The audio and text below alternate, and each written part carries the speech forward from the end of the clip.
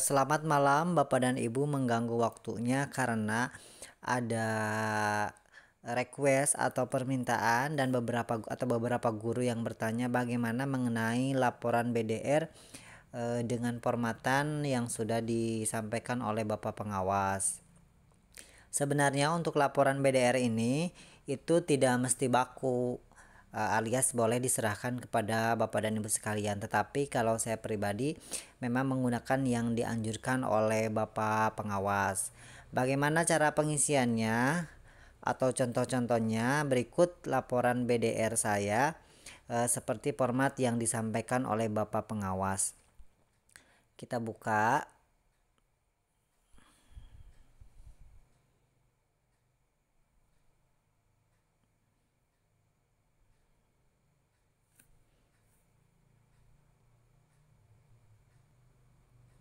Ya, di situ laporan BDR dengan logo halaman laporan belajar dari rumah BDR pada bulan Januari.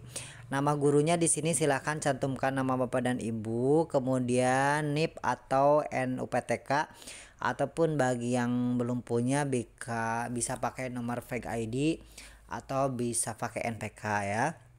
Yayasan halaman jelas sudah di situ sesuai dengan identitas laporan yayasan halaman madrasah. Kemudian halaman kedua, laporan belajar di rumah BDR, nama madrasah, MTs halaman, alamat madrasah. Kita itu berada di Jalan Cimanggu, nomor 10 sesuai dengan SK, RT 1 RW 7 Desa Kecamatan Cimanggu. Nama kepala madrasah Ibu Ucu Parias PDI. Nama guru itu silahkan diisi oleh Bapak, nama dan Ibu masing-masing. NUPTK diisi. Mengajar di kelas berapa, mata pelajaran juga mata pelajaran Abah. Kemudian yang ketiga, data peserta didik. Nah, data peserta didik ini kalau saya pribadi itu dilihatnya dari yang aktif, ada absen dan tidak ya.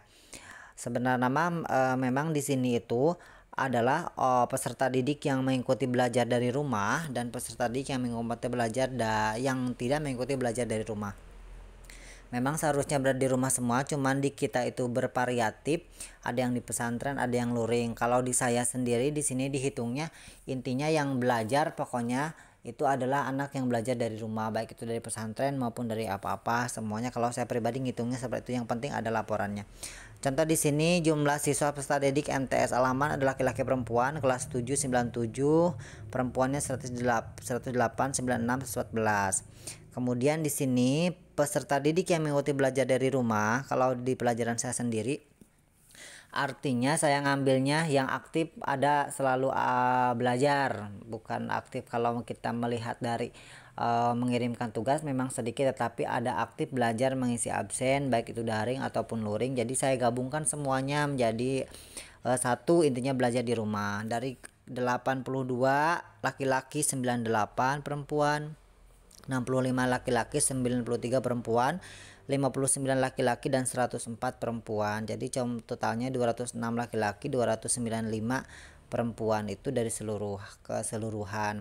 Nah, peserta didik yang tidak mengikuti belajar dari rumah, kalau saya pribadi menggunakannya adalah anak-anak yang tidak aktif atau tidak mengisi daftar hadir atau tidak luring, tidak daring sama sekali, belum ada belum ada, mereka tidak aktif, intinya tidak aktif mengikuti pembelajaran, terutama absen dan lain-lain. Yaitu setelah direkapan mata pelajaran saya, kelas 7 itu laki-laki 15, perempuan 28, dan kelas 9 13. Kemudian perempuan kelas 7 10, 821, kelas 9 ada 5, jadi 56 laki-laki dan 36 perempuan. Itu untuk sebenarnya saya. Mungkin kalau Bapak dan Ibu menerjemahkan masing-masing mau direkap, misalkan yang di rumah berapa, yang tidak di rumah atau yang tidak belajar itu berapa, terserah itu masing-masing. Tapi kalau saya sendiri menafsirkan atau menerjemahkan apa bukan mengolah datanya, kalau saya sendiri itu mah seperti ini. Jadi intinya kalau saya mah peserta didik yang mengikuti belajar di rumah artinya peserta didik yang aktif ikut belajar hadir. Kalau peserta yang didik tidak mengikuti belajar di rumah artinya kendala peserta didik tersebut tidak ada ikut hadir dalam pembelajaran saya. Itu seperti saya. Dan setelah saya presentasekan untuk pelajaran saya mah yang hadir itu selalu mengisi absen, aktif dalam pembelajaran dari sekian siswa 596 siswa itu dengan persentasenya 84,5%. Jadi perihal ini silahkan Bapak dan Ibu masing-masing tergantung penghitungannya. Media yang digunakan dalam pembelajaran di rumah, kalau pelajaran saya adalah WhatsApp, Google Form pernah, lembar kerja siswa iya, dokumen rangkuman materi atau penugasan, buku paket pembelajaran, channel YouTube. Kadang-kadang saya suka share channel YouTube dari yang lain ataupun channel YouTube pribadi saya. Model pembelajaran yang diberikan itu daring, online, PHP, luring asrama, tatap muka asrama, luring rumah atau kantor atau penugasan. Terkadang ada konferensi video call dengan anak kedua beberapa, voice note atau via suara atau streaming siaran. Sumber belajar yang digunakan, buku paket pemberian pelajaran, buku lembar kerja siswa, kitab kuning dan terjemahan yang di pesantren, Google Chrome, kemudian channel YouTube, TikTok. Terkadang saya mengambil dari TikTok juga yang mengenai tentang kebudayaan keberagaman masyarakat Indonesia, kemudian dari Facebook dan Instagram. Penilaiannya meliputi kadang observasi atau wawancara kepada anak mengenai sikap, tertulis lisan, penugasan, kinerja proyek. Kemudian langkah-langkah pembelajaran dari rumah itu terserah Bapak dan Ibu sekalian. Kalau saya biasanya pendahuluan itu menyapa dan menyampaikan salam kepada siswa, kemudian memberikan motivasi motivasi untuk belajar, dan memberikan juga nasihat agar selalu menjaga kesehatan dan tetap berupaya untuk memutuskan mata rantai penyebaran COVID-19 ini. Dan kegiatan inti kadang saya menyampaikan tentang aktivitas pembelajaran yang akan dilakukan. Kemudian siswa mencari menelaah tentang materi yang disampaikan, baik itu voice note, buku paket dan sebagainya, serta terakhir siswa itu menyampaikan pendapatnya masing-masing dengan cara menjapri atau berargumentasi atau diskusi di grup. Kemudian kegiatan penutup menyampaikan kesimpulan terhadap pembelajaran yang dilakukan, kemudian menyampaikan motivasi nasihat yang berkaitan dengan materi pembelajaran, dan terakhir saya melakukan penilaian sikap, pengetahuan, dan keterampilan. Kemudian di poin 9 ada jadwal pembelajaran dari rumah, itu mau Bapak dan Ibu cantumkan terserah. Kalau saya kan banyak jadwalnya, bukan jadwal itu kan ada, tapi jadwal pembelajarannya samakan aja, mungkin Bapak dan Ibu terlampir saja. Kemudian laporan kinerja guru dan tenaga pendidikan. Kalau saya diketik di sini sesuai uraian kegiatan, saya rasa punya halaman yang sangat panjang dan percuma saya mengisi agenda jurnal tapi tidak digunakan juga.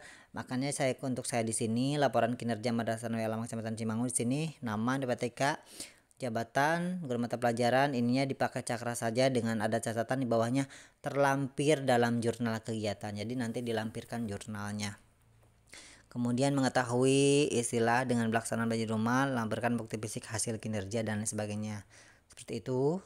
Nah, ini salah satu contoh lampiran dari jadwal pelajarannya. Untuk mata pelajarannya sama mungkin Bapak dan Ibu.